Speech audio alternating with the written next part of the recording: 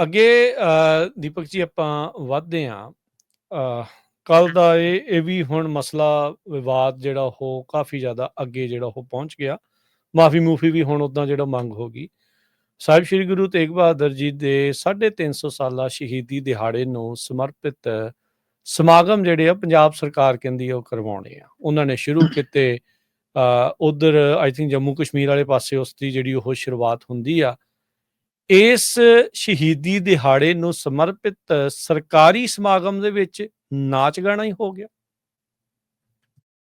ਰਾਜਕਰਮਵੀਰ ਜੀ, ਘਰ ਦੇ ਭਾਗ ਨਾਲ ਡਿਊਟੀ ਤੋਂ ਦਿਖ ਜਾਂਦੇ ਜੀ। ਪੰਜਾਬ ਸਰਕਾਰ ਨੇ 350 ਸਾਲਾ ਸ਼੍ਰੀ ਗੁਰੂ ਤੇਗ ਬਹਾਦਰ ਜੀ ਦੇ ਸ਼ਹੀਦੀ ਦਿਹਾੜੇ ਨੂੰ ਮਨਾਉਣ ਦੇ ਹਵਾਲੇ ਨਾਲ ਇਸ਼ਤਿਹਾਰ ਦਿੱਤਾ ਕਿ ਜੀ ਅਸੀਂ ਤੁਹਾਡੇ ਤੋਂ ਸੁਝਾਅ ਮੰਗਣੇ ਆ ਕਿ ਅਸੀਂ ਇਹ ਦਿਹਾੜਾ ਕਿਵੇਂ ਮਨਾਈਏ। ਪੰਜਾਬ ਸਰਕਾਰ ਨੇ ਜਦੋਂ ਪੂਰੇ ਪੰਨਿਆਂ ਦੇ ਅਖਬਾਰ 'ਚ ਇਸ਼ਤਿਹਾਰ ਲਾਏ, ਸ਼੍ਰੀ ਗੁਰੂ ਤੇਗ ਬਹਾਦਰ ਸਾਹਿਬ ਦੀ ਤਸਵੀਰ ਸੀ ਤੇ ਨਾਲ ਇੱਕ ਪਾਸੇ ਸੱਚਖੰਡ ਸ਼੍ਰੀ ਦਰਬਾਰ ਸਾਹਿਬ ਦੀ ਤਸਵੀਰ ਸੀ। ਸੱਚਖੰਡ ਸ਼੍ਰੀ ਦਰਬਾਰ ਸਾਹਿਬ ਦੀ ਤਸਵੀਰ ਨਾਲ ਛੇੜਖਾਨੀ ਕੀਤੀ ਗਈ। ਇਹਨਾਂ ਨੇ ਉਹਦੀ ਬੈਕਗਰਾਉਂਡ ਬਦਲਤੀ, ਆਲਾ ਦੁਆਲਾ ਬਦਲਤਾ, ਉਹਦੇ ਪਿੱਛੇ ਟੈਕਨੋਲੋਜੀ ਨਾਲ, ਕੰਪਿਊਟਰ ਟੈਕਨੋਲੋਜੀ ਨਾਲ ਡਿਜ਼ਾਈਨ ਜਾਂ ਬਣਾਤਾ, ਰੰਗ ਬਦਲਤਾ, ਤੇ ਉਹ ਤੇ ਲੈ ਕੇ ਖੂਬ ਵਿਵਾਦ ਉੱਠਿਆ ਕਿ ਵੀ ਆਹ ਕੀ ਛੇੜਖਾਨੀ ਕਰੀ ਜਾਂਦੇ ਤੁਸੀਂ। ਅਸਲ ਤਸਵੀਰਾਂ ਨੇ, ਉਹਨੂੰ ਅਸਲ ਦੇ ਰੂਪ 'ਚ ਵਰਤੋ। ਤੇ ਜੀ ਉਹ ਤੋਂ ਬਾਅਦ ਅਗਲੀ 'ਚ ਚਲੋ ਦਰੁਸਤ ਹੋ ਕੇ ਆ ਗਈ। ਪਰ ਜੇ ਉਹ ਸੁਝਾਅ ਲਈ ਇਸ਼ਤਿਹਾਰ ਦਿੱਤਾ ਸੀ ਤਾਂ ਸੁਝਾਅ ਤਾਂ ਕੋਈ ਆਏ ਹੋਣੇ ਚੰਗੇ, ਤੇ ਉਹਨਾਂ ਸੁਝਾਵਾਂ ਤੇ ਗੌਰ ਕਰ ਲੈਂਦੇ। SGPC ਇਹਨਾਂ ਨੂੰ ਇਹ ਗੱਲ ਕਹਿ ਰਹੀ ਸੀ ਕਿ ਵੀ ਧਾਰਮਿਕ ਸਮਾਗਮ ਸਾਨੂੰ ਕਰਨ ਦਿਓ, ਤੁਸੀਂ ਰਾਜਨੀਤਿਕ ਰੋਲ ਜੋ ਨਿਭਾਉਣਾ ਹੈ ਉਹ ਨਿਭਾਓ ਕਿ ਗੁਰੂ ਸਾਹਿਬ ਦੇ ਜੋ ਸੰਕਲਪ ਨੇ, ਉਹ ਜਿੱਥੇ ਜਿੱਥੇ ਉਹਨਾਂ ਦੇ ਚਰਨ ਪਏ ਨੇ, ਜਿੱਥੇ ਜਿੱਥੇ ਉਹਨਾਂ ਦੀ ਬਾਣੀ ਦੇ ਰਾਹੀਂ ਜੋ ਦਰੁਸਤ ਸਰਕਾਰੀ ਤੌਰ ਤੇ ਕੀਤਾ ਜਾ ਸਕਦਾ, ਉਹਨਾਂ ਖੇਤਰਾਂ ਦੀ ਸਾਂਭ ਸੰਭਾਲ, ਵਿਕਾਸ ਕਰ ਲਓ, ਪੰਜਾਬ ਨੂੰ ਸੰਭਾਲ ਲਓ, ਪੰਜਾਬ ਦੀ ਜਵਾਨੀ ਨੂੰ ਸੰਭਾਲ ਲਓ, ਤੁਸੀਂ ਉਹਦਾ ਰੋਲ ਨਿਭਾਓ। ਤੇ ਜਿਹੜੇ ਧਾਰਮਿਕ ਸਮਾਗਮ ਹੋਣਗੇ ਉਹ 'ਚ ਅਸੀਂ ਕੇਂਦਰ ਨੂੰ ਵੀ ਸੱਦਣਾ, ਹੋਰਨਾਂ ਸੂਬਿਆਂ ਨੂੰ ਵੀ ਸੱਦਣਾ, ਤੁਸੀਂ ਆਪਣੀ ਸੂਬੇ ਦੀ ਸਰਕਾਰਾਂ ਨੂੰ ਤਾਂ ਮੂਹਰੇ ਬਿਠਾਵਾਂਗੇ। ਸੋ ਇਸ ਲਈ ਤੁਹਾਨੂੰ ਉੱਥੇ ਸੱਦਾਂਗੇ, ਤੁਸੀਂ ਉੱਥੇ ਸ਼ਿਰਕਤ ਕਰੋ। ਪਰ ਜਿਨ੍ਹਾਂ ਨੂੰ ਆਦਤ ਰੀਬਨ ਕੱਟਣ ਦੀ ਪੈ ਜਾਵੇ, ਪ੍ਰਧਾਨਗੀ ਮੰਡਲ 'ਚ ਬੈਠਣ ਦੀ ਪੈ ਜਾਵੇ, ਗੁਲਦਸਤੇ ਲੈਣ ਦੀ ਪੈ ਜਾਵੇ, ਫਿਰ ਉਹ ਸੰਗਤ 'ਚ ਤੇ ਪੰਗਤ 'ਚ ਬੈਠਣਾ ਔਖਾ ਹੋ ਜਾਂਦਾ ਉਹਨਾਂ ਲਈ। ਇਸ ਲਈ ਇਹ ਤਾਂ ਕਹਿੰਦੇ ਵੀ ਹਮ ਤੋਂ ਆਪਣਾ ਹੀ ਕਰੇਂਗੇ, ਤੇ ਆਪਣਾ ਹੀ ਕਰੇਂਗੇ। ਫਿਰ ਉਹ ਸਹਿਜ, ਸਮਝ, ਨਿਮਰਤਾ ਕਿਤੋਂ ਲਿਆਉਣੀ ਹੁੰਦੀ ਆ। ਹੁਣ ਇਹ ਪ੍ਰੋਗਰਾਮ ਸੀ ਭਾਸ਼ਾ ਵਿਭਾਗ ਕੋਲ ਜੀ। ਭਾਸ਼ਾ ਵਿਭਾਗ ਦੇ ਜਿਹੜੇ ਡਾਇਰੈਕਟਰ ਨੇ ਇਸ ਮੌਕੇ, ਚੇਅਰਮੈਨ ਨੇ ਜਿਹੜੇ, ਉਹ ਜਸਵੰਤ ਜਫਰ ਇੱਕ ਬਹੁਤ ਸੁਲਝੀ ਹੋਈ ਸ਼ਖਸੀਅਤ ਨੇ। ਉਹ ਬੜੇ ਵਿਦਵਤਾ ਭਰਪੂਰ ਲੇਖਕ ਦੇ, ਲੇਖਣੀ ਦੇ ਕਮਾਲ, ਉਹਨਾਂ ਦੀ ਕਲਮ ਬੜੀ ਬੇਬਾਕ ਲਿਖਦੀ ਆ, ਤੇ ਉਹ ਇੱਕ ਡਿਸਿਪਲਨਡ ਸ਼ਖਸੀਅਤ ਮੰਨੇ ਜਾਂਦੇ ਨੇ।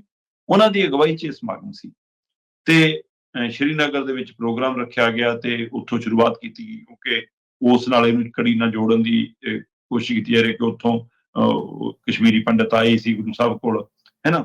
ਤੇ ਇਸ ਲਈ ਉੱਥੇ ਫਿਰ ਲਗਾਤਾਰ ਜਿਹੜੇ ਸਮਾਗਮ ਸੀ ਉਹਦੇ ਵਿੱਚ ਸੈਮੀਨਾਰ ਵੀ ਸੀ, ਗੁਰੂ ਸਾਹਿਬ ਦੇ ਉਦੇਸ਼ਾਂ ਨੂੰ ਲੈ ਕੇ, ਉਹਨਾਂ ਦੇ ਸੁਨੇਹਾਂ ਨੂੰ ਲੈ ਕੇ, ਉਹਨਾਂ ਦੀ ਕੁਰਬਾਨੀ ਨੂੰ ਲੈ ਕੇ ਕਿਤਾਬਚਾ ਵੀ ਜਾਰੀ ਹੋਇਆ, ਉਹਦੇ ਤੇ ਚਰਚਾਵਾਂ ਵੀ ਹੋਈਆਂ ਬੜੀ ਗੰਭੀਰਤਾ ਨਾਲ।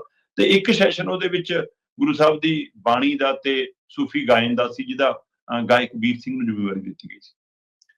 ਹੁਣ ਜਫਰ ਸਾਹਿਬ ਕਹਿੰਦੇ ਵੀ ਕਿ ਉਹਨਾਂ ਨੂੰ ਮੈਂ ਇੱਕ ਦੋ ਮੀਡੀਆ ਨਾਲ ਗੱਲਬਾਤ ਸੁਣ ਰਿਹਾ ਸੀ, ਉਹ ਕਹਿੰਦੇ ਵੀ ਬਿਲਕੁਲ ਇਹ ਭਾਸ਼ਾ ਵਿਭਾਗ ਵੱਲੋਂ ਲਿਖਿਆ ਪ੍ਰੋਗਰਾਮ ਸੀ। ਵੀਰ ਸਿੰਘ ਸਿੱਧਾ ਵਿਦੇਸ਼ ਤੋਂ ਆਇਆ ਤੇ ਸਟੇਜ ਤੇ ਆਇਆ ਤੇ ਉਹ ਤੋਂ ਕੁਤਾਹੀ ਹੋਈ, ਕਿਤੇ ਸਾਡੇ ਪ੍ਰਬੰਧਕਾਂ ਤੋਂ ਵੀ ਅਣਗਹਿਲੀ ਹੋਈ, ਇਸ ਲਈ ਵਾਪਰੀ ਆ। ਇਹ ਹੋਣਾ ਨਹੀਂ ਚਾਹੀਦਾ ਸੀ ਜੋ ਵਾਪਰਿਆ, ਇਹਦੇ ਲਈ ਅਸੀਂ ਆਪਣੀ ਜ਼ਿੰਮੇਵਾਰੀ ਕਬੂਲ ਕਰਦੇ ਹਾਂ। ਉਹਨਾਂ ਨੇ ਬੜੇ ਦਿਲ ਨਾਲ ਇਸ ਗੱਲ ਨੂੰ ਕਬੂਲ ਕੀਤਾ। ਉਸੇ ਬੜੇ ਦਿਲ ਨਾਲ, ਫਰਾਕ ਦੇ ਨਾਲ ਵੀਰ ਸਿੰਘ ਨੇ ਵੀ ਇਹਨੂੰ ਕਬੂਲ ਕੀਤਾ। ਉਹ ਕਹਿੰਦਾ ਮੈਂ ਵਿਦੇਸ਼ ਤੋਂ ਆਇਆ ਤੇ ਆਸਟ੍ਰੇਲੀਆ ਤੋਂ, ਸ਼ਾਇਦ ਉਹ ਕਹਿ ਰਿਹਾ ਸੀ, ਕਿ ਉਹ ਤੋਂ ਬਾਅਦ ਮੈਂ ਸਿੱਧਾ ਸ਼੍ਰੀਨਗਰ ਗਿਆ, ਸ਼੍ਰੀਨਗਰ ਤੋਂ ਉਤਰ ਕੇ ਸਿੱਧਾ ਮੈਂ ਸਟੇਜ ਤੇ ਚਲਾ ਗਿਆ ਤੇ ਕਹਿੰਦਾ ਮੂਹਰੇ ਪਬਲਿਕ ਬੈਠੀ ਸੀ ਤੇ ਮੈਂ ਉਹਨੂੰ ਸੰਬੋਧਨ ਹੋ ਗਿਆ, ਮੈਂ ਪਿੱਛੇ ਬੋਰਡ ਦੇਖਿਆ ਨੀਗਾ। ਤੇ ਉੱਥੋਂ ਦੇ ਜਿਹੜੇ ਸਥਾਨਕ ਲੋਕ ਸੀ, ਉਹਨਾਂ ਦੀ ਇੱਛਾ ਸੀ ਕਿ ਅਸੀਂ, ਕਹਿੰਦਾ ਕਿ ਟੈਂਸ 'ਚ ਰਹਿੰਦੇ ਹਾਂ, ਪ੍ਰੈਸ਼ਰ 'ਚ ਰਹਿੰਦੇ ਹਾਂ, ਡਰ ਸਹਿਮ 'ਚ ਰਹਿੰਦੇ ਹਾਂ, ਇਸ ਲਈ ਥੋੜਾ ਕੁਝ ਪਲ ਆਨੰਦ ਦੇ ਜੀਣਾ ਚਾਹੁੰਦੇ ਹਾਂ। ਤੇ ਕਹਿੰਦਾ ਇਸ ਲਈ ਉਹੋ ਜਿਹੇ ਗੀਤ ਤੇ ਮੈਨੂੰ ਫਰਮਾਇਸ਼ ਹੋ ਗਈ ਤੇ ਮੈਂ ਉਹ ਗਾਤੇ। ਪਰ ਚੱਲਦੇ ਪ੍ਰੋਗਰਾਮ ਦਰਮਿਆਨ ਹੀ ਜਦੋਂ ਸਾਨੂੰ ਇਹ ਸਮਝ ਪਈ ਕਿ ਪਿੱਛੇ ਤਾਂ ਅਸੀਂ ਪ੍ਰੋਗਰਾਮ ਇਸ ਨੂੰ ਸਮਰਪਿਤ ਕੀਤਾ, ਫਿਰ ਆਪਣੇ ਆਪ ਨੂੰ ਦੁਰਸਤ ਵੀ ਕੀਤਾ। ਕਹਿੰਦੇ ਅਸੀਂ ਫਿਰ ਜੁੱਤੀਆਂ, ਬੂਟ ਲਾ ਕੇ, ਸਿਰ ਜਿਨ੍ਹਾਂ ਦੇ ਨਹੀਂ ਢੱਕੇ ਸੀ ਉਹਨਾਂ ਨੇ ਸਿਰ ਢੱਕ ਕੇ, ਅਸੀਂ ਪੂਰਾ ਫਿਰ ਗੁਰੂ ਸਾਹਿਬ ਦੇ ਫਲਸਫੇ ਨੂੰ, ਉਹ ਬਾਣੀ ਨੂੰ, ਉਹਦਾ ਗਾਇਨ ਵੀ ਕੀਤਾ, ਉਹਦੀ ਚਰਚਾ ਵੀ ਕੀਤੀ। ਹੁਣ ਇਹ ਵੀਰ ਸਿੰਘ ਹੋਰਾਂ ਨੇ ਆਪਣਾ ਇਹ ਪੱਖ ਮੀਡੀਆ ਮੂਹਰੇ ਵੀ ਰੱਖਿਆ ਤੇ ਉਹਨਾਂ ਨੇ ਅਕਾਲ ਤਖਤ ਸਾਹਿਬ ਤੇ ਵੀ ਇਹਦਾ ਸੁਨੇਹਾ ਦਿੱਤਾ ਤੇ ਉੱਥੇ ਉਹ ਜਾ ਵੀ ਆਏ ਤੇ ਮਿਲ ਵੀ ਆਏ ਤੇ ਹੋ ਸਕਦਾ ਆਉਂਦੇ ਸਮੇਂ 'ਚ ਉਹਨਾਂ ਨੂੰ ਕੋਈ ਸੇਵਾ ਵੀ ਲੱਗੇ। ਤੇ ਇਹ ਗੱਲ ਇਸ ਤਰ੍ਹਾਂ ਨਿਬੜੇ। ਉਹ ਕਹਿੰਦੇ ਮੈਂ ਤੁਹਾਡਾ ਬੱਚਾ। ਵੀਰ ਸਿੰਘ ਤੋਂ ਇਹ ਉਮੀਦ ਰੱਖਤਾ ਨਹੀਂ ਕੀਤੀ ਜਾ ਰਹੀ ਸੀਗੀ ਕਿ ਉਹ ਜਿੰਨੀ ਸਮਝ ਸਿੱਖੀ ਲਈ ਰੱਖਦੇ ਨੇ, ਸੱਭਿਆਚਾਰਕ ਤੌਰ ਤੇ ਰੱਖਦੇ ਨੇ, ਧਾਰਮਿਕ ਰੱਖਦੇ ਨੇ, ਉਸ ਦਿੱਖ ਪੱਖੋਂ, ਉਹਨਾਂ ਦੇ ਬੋਲਾਂ ਪ੍ਰਤੀ ਲੋਕਾਂ ਨੂੰ ਲੱਗਦਾ ਸੀ ਕਿ ਇਹ ਬੰਦਾ ਏਦਾਂ ਨਹੀਂ ਕਰ ਸਕਦਾ, ਹੋ ਗਿਆ।